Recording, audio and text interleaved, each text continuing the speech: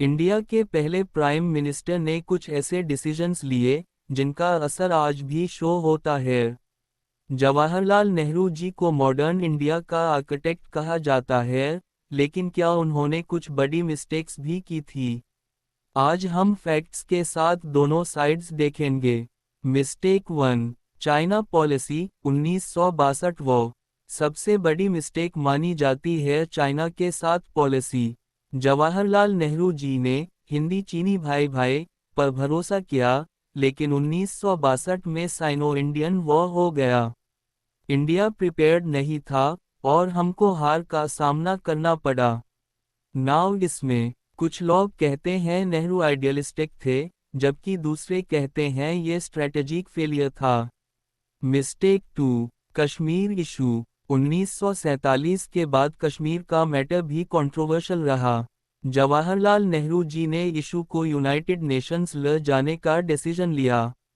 आज भी Kashmir conflict solve नहीं हुआ है।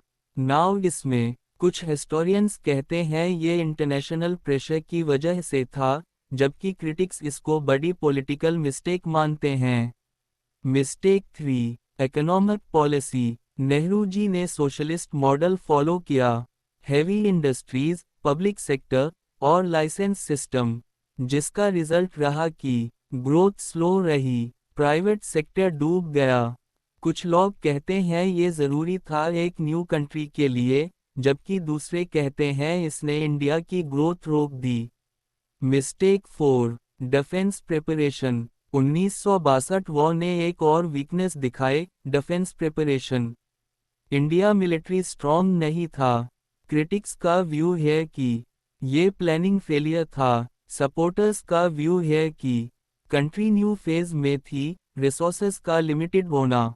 लेकिन सिर्फ मिस्टेक्स देखना सही नहीं होगा। जवाहरलाल नेहरू जी ने आईआईटी एस्टेब्लिश किए, डेमोक्रेसी स्ट्रॉन्ग बनाई, साइंटिफिक डेवलपमेंट स्टार्ट किया, इसलिए इनका कंट्रीब्यूशन भी इक्वली इम्पोर्टेंट है। तो क्या जवाहरलाल नेहरू जी विजनरी लीडर थे या उनकी मिस्टेक्स बड़ी थी? आप क्या व्यू रखते हो? कमेंट में ज़रूर डिस्कस करना। Thank you.